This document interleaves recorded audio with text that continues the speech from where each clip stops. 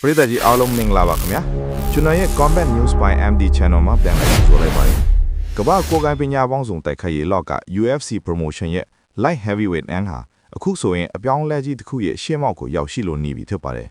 အထူးသဖြင့်လာမယ့် UFC 327ပြိုင်ပွဲမှာပရိသတ်တွေရင်ခုန်စိတ်လှရှားစွာစောင့်ကြည့်ရတော့မယ့်ပွဲစဉ်ကတော့ Jiri Prochazka နဲ့ Carlos Ulberg တို့ရဲ့ထိပ်တိုက်တွေ့ဆုံမှုပဲဖြစ်ပါတယ်ဒီပွဲဟာတာမန်ပွဲစဉ်တစ်ခုမဟုတ်ပဲလေးလက်နေတဲ့ Champion ခါဘတ်ကိုဘသူကထိမ့်ပိုက်သွားမလဲဆိုတာကိုအဆုံးဖြတ်ပေးမဲ့တိုက်ပွဲတစ်ခုလို့လည်းဆိုနိုင်ပါတယ်။ Jiri Prochazka ကိုကြည့်မယ်ဆိုရင်သူဟာ MMA လောကမှာတကယ့်ကိုထူးခြားစံသစ်တဲ့တိုက်ခိုက်ရေးသမားတစ်ဦးဖြစ်ပါတယ်။သူ့ရဲ့ပုံစံဟာပုံသေးကားကြမရှိပဲဆာမူရိုင်းတစ်ယောက်ရဲ့စိတ်ဓာတ်နဲ့တိုက်ခိုက်တတ်သူဖြစ်လို့ပရိသတ်တွေကြားမှာအင်မတန်ရေပန်းစားပါတယ်။ဒါပေမဲ့ Jiri ရဲ့လမ်းကြောင်းမှာအကြီးမားဆုံးအဟန့်အတားဖြစ်ခဲ့တာကတော့လက်ရှိ Champion ဟောင်း Alex Pereira ပဲဖြစ်ပါတယ်။ Jiri ဟာ Pereira ကလွဲလို့ကျန်တဲ့ client အားလုံးကိုအလဲထိုးဒါမှမဟုတ်အရှုံးပေးအောင်လှုပ်ဆောင်နိုင်ခဲ့သူပါသူ့ရဲ့မှတ်တမ်းတွေကိုပြန်ကြည့်ရင်2020ခုနှစ်မှာ Balkan ကိုအလဲထိုးပြီး UFC လောကထဲကိုဝင်ရောက်လာကြတဲ့က Dominic Reyes, Glover Teixeira တို့လိုထိပ်တန်းကစားသမားတွေကိုအနိုင်ယူပြီး Champion ခါဘတ်ကိုသိမ်းပိုက်ခဲ့ပူပါတယ်2022ခုနှစ်မှာ Glover ကိုရှုံးနိမ့်နေရကနေနောက်ဆုံးမိနစ်မှာ submission နဲ့အနိုင်ယူခဲ့တဲ့ပွဲဟာ UFC သမိုင်းမှာအကောင်းဆုံးပွဲတွေကတပွဲအဖြစ်မှတ်တမ်းတင်ခံခဲ့ရတာပါ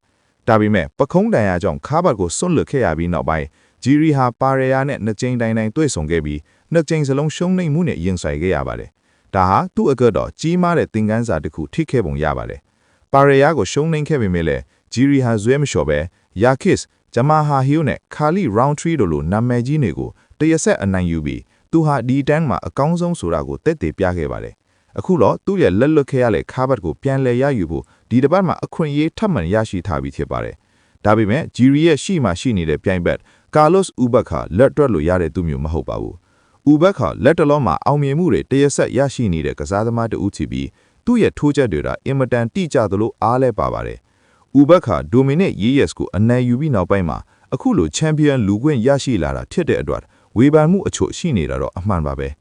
တချို့ကတော့ Ulberg အနေနဲ့ခါဘတ်လူခွင့်ရဖို့လိုအပ်တဲ့ပြိုင်ဘက်ကောင်းတွေကိုမကြော်ဖြတ်ရသေးဘူးလို့ယူဆကြပါတယ်။ဒါပေမဲ့ Ulberg ရဲ့စိတ်ရှည်တည်တံ့မှုနဲ့ပြိုင်ဘက်ရဲ့lid hinမှုကိုစောင့်ကြည့်ပြီးထိုးနှက်တတ်တဲ့ပုံစံက Jiri အတွက်တော့ကြီးမားတဲ့စိန်ခေါ်မှုဖြစ်လာနိုင်ပါတယ်။ Jiri ရဲ့တိုက်ခိုက်ရေးစတိုင်ဟာတစ်ခါတလေမှာအယမ်းကိုပွင့်ထွက်နေတတ်ပြီးကာကွယ်မှုထက်တိုက်စစ်ကိုပဲဦးစားပေးလိရှိပါတယ်။ဒီလိုအားနည်းချက်ကို Ulberg ကအတုံးချသွားနိုင်မလားဆိုတာကဒီပွဲရဲ့အဖြေပဲဖြစ်ပါလိမ့်မယ်။ဒီပွဲနဲ့ပတ်သက်ပြီးကျွမ်းကျင်သူတွေကတော့ Jiri အနေနဲ့ Ulberg ရဲ့ပါဝါနဲ့စိတ်ရှည်မှုကိုလေးစားဖို့လိုအပ်တယ်လို့သတိပေးနေကြပါတယ်။ Jiri ဟာပုံမှန်အားဖြင့် guard မကားပဲအဖွင့်ဝင်တဲ့ပုံစံနဲ့တိုးဝင်ထိုးတက်လေရှိပါတယ်။ဒါပေမဲ့ Ulberg လိုတံပြန်တိုက်ခိုက်စီကောင်းမွန်တဲ့သူနဲ့တွေ့တဲ့အခါမှာတော့ပိုပြီးတတိထားရပါလိမ့်မယ်။ Jiri ရဲ့ကြိုက်ကွက်ထဲမှာ Ulberg မောပါသွားမလားဒါမှမဟုတ် Ulberg ရဲ့ထောင်ချတဲ့ကို Jiri ဝင်သွားမလားဆိုတာကတကယ့်ကိုစိတ်ဝင်စားစရာပါ။ Ulberg အတွက်တော့ဒါဟာသူ့လက်သမိုင်းတစ်ချောင်းမှာအကြီးမားဆုံးအခွင့်အရေးဖြစ်တယ်လို့ Jiri အတွက်တော့သူဟာPereiraမရှိတဲ့နေရာမှာအရှင်သခင်ကြောင့်တက်တည်ပြရမယ်ပွဲပါ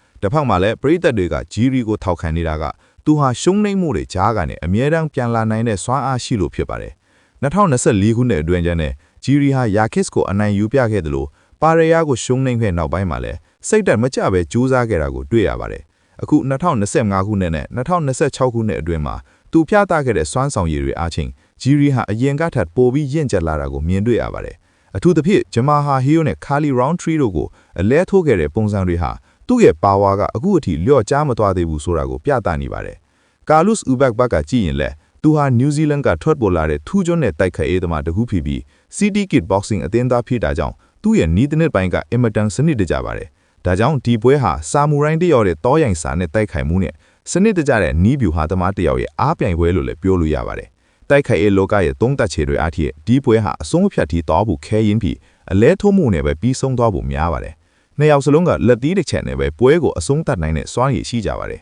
။ Jiri ကပွဲမတိုင်ခင်အင်တာဗျူးတွေမှာသူဟာခါဘက်ကိုပြန်လဲရယူဖို့အစဉ်သင့်ချက်နေပြီလို့ယုံကြည်ချက်အပြည့်နဲ့ပြောကြားထားပါတယ်။ Ulberg ကတော့သူဟာလူတိုင်းကိုအံ့အားသင့်စရာရဲ့လက်ကိုယူဆောင်လာမှဖြစ်ပြီး Jiri ရဲ့ခစ်ကိုအဆုံးသတ်ပြမယ်လို့ကြုံးဝါထားပါတယ်။ဒီပွဲရဲ့ရက်လက်ဟာ Light Heavyweight တိုင်းရဲ့အနာဂတ်ကိုများစွာတက်ရောက်မှုရှိစေမှာဖြစ်ပါတယ်။အကယ်၍ Jiri သာနိုင်သွားခဲ့ရင်သူဟာPereiraနဲ့တတိယချင်းမြောက်ပြန်လဲတွေ့ဆုံဖို့လမ်းကြောင်းပွင့်သွားမှာဖြစ်တယ်လို့ Ulberg သာနိုင်သွားခဲ့ရင်ဒီတန်းမှာကျေပွင့်တပွင့်ထပ်ပေါ်လာတော့မှာဖြစ်ပါတယ်။ပရိသတ်တွေကြားမှာတော့ Jiri Prochazka ကိုပဲအလေးတာနေတာတွေ့ရပါတယ် ဒါဟာသူ့ရဲ့အတွေ့အကြုံနဲ့သူရင်ဆိုင်ခဲ့ရတဲ့ပြိုင်ဘက်တွေရဲ့အဆင့်အတန်းကြောင့်လည်းပါပါတယ်ဒါလိမဲ့ MMA ဆိုတာဘာမဟုတ်ဖြစ်သွားနိုင်တဲ့လောကဖြစ်လို့စနေနေ့ညမှာဘသူကအပြုံးနဲ့ပြန်ထွက်လာမလဲဆိုတာကိုစောင့်ကြည့်ရမှာပါဂျီရီဟာသူ့ရဲ့ဆာမူရိုင်းစိတ်ဓာတ်နဲ့အတူရာဇပလိန်ကိုပြန်လဲသိမ်းပိုက်သွားနိုင်မလားဒါမှမဟုတ်ဦးဘတ်ကလည်းဂျီရီရဲ့အိမ်မက်ကိုရိုက်ချော့ပစ်မလားဆိုတာကတော့ရင်ခုန်စားဆုံးသတင်းတစ်ပုဒ်ဖြစ်လို့နေပါတယ်ဒီတိုက်ပွဲဟာတာမန်အားကစားပွဲတစ်ခုတည်းပို့ပြီး